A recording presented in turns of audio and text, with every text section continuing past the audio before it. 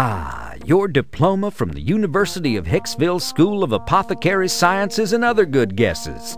The old alma mater. What memories. This multi-instrument piano roll-style juke machine is called a symphonium. Trouble is, the company that sold it to you went out of business after producing only one roll. And how many times can a person listen to "Does your chewing tobacco lose its flavor on the bedpost overnight?"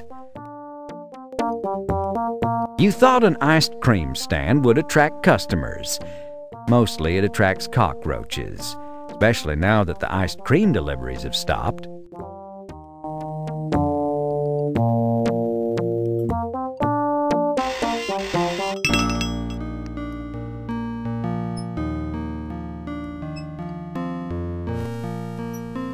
Frederick!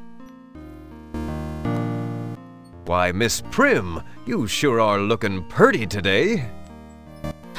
Now, Frederick, you may call me Penelope if you please. After all, I think we're to that point in our relationship. She must be talking about the hayride you both went on last month, or the square dance you both went to last week, or the cow-tipping expedition you both went on last night. Well then, to what do I owe the pleasure of your company this fine morning? Oh, this isn't a social call, I'm afraid. I have this rather important prescription Doc Gillespie gave me. I was hoping you could fill it as soon as possible. My pleasure, Penelope.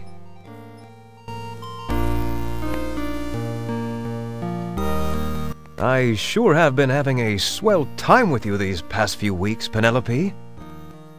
Why, thank you, Frederick. I have too. I do believe I have a growing affection for you. That's sweet of you, Frederick. I think you're very cute. For a pharmacist, that is. Considering you've only got one ear. And you're scrawnier than the other men in town. She thinks I'm cute. She really thinks I'm cute. How's school, Penelope?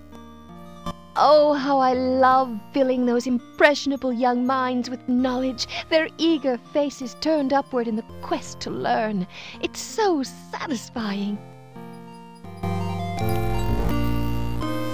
I was wondering if you were going to go to the Rotary Club luncheon next week, and if so, if you had anybody else to go with. Forgive me, Frederick. I do so hate to be short with you, but I do need this prescription. Otherwise, I'd love to stay and chat.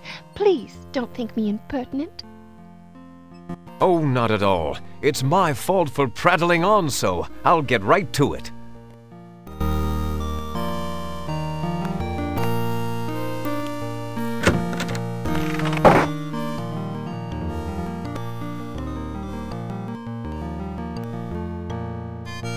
You keep your anatomical models in here.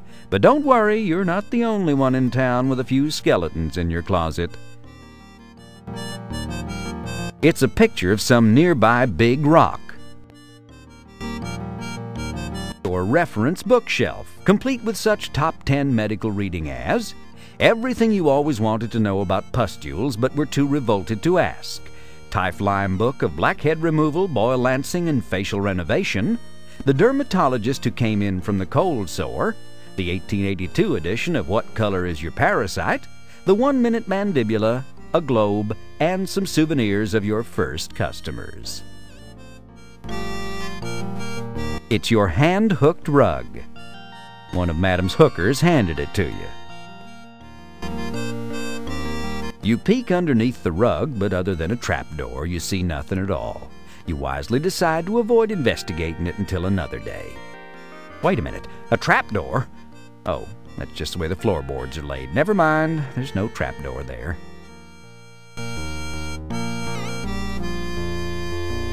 Some buxom lady's portrait.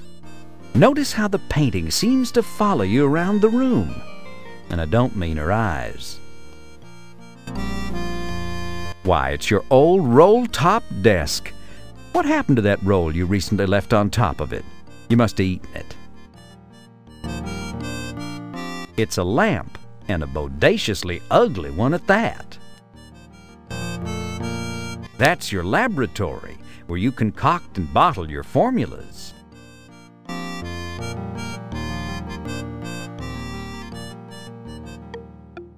You study Penelope's prescription and prepare to carefully fill it. You wouldn't want to make a mistake with her medicine.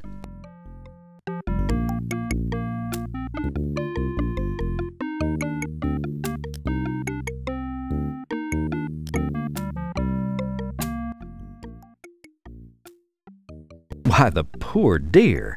She must be suffering from the vapors, those injurious exhalations produced within the body, creating feelings of hypochondria and depression. Her prescription is in Doc's usual scrawl and smells of whiskey, so you know it's authentic.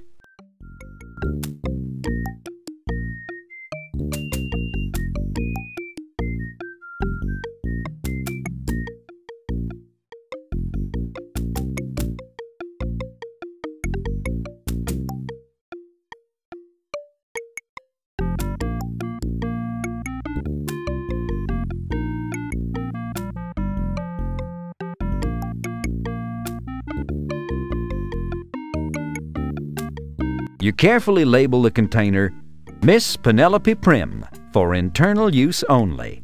And what internals they are, you dream about them day and night.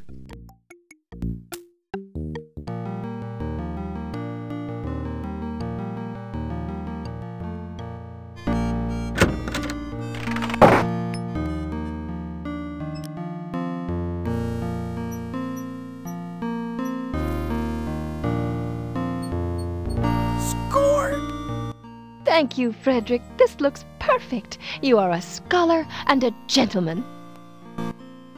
Aw, shucks. I'm just a poor pharmacist trying to please my favorite customer. Will I see you again soon? I think that can be arranged, Frederick. See you soon. I'll be waiting. So long now, Penelope.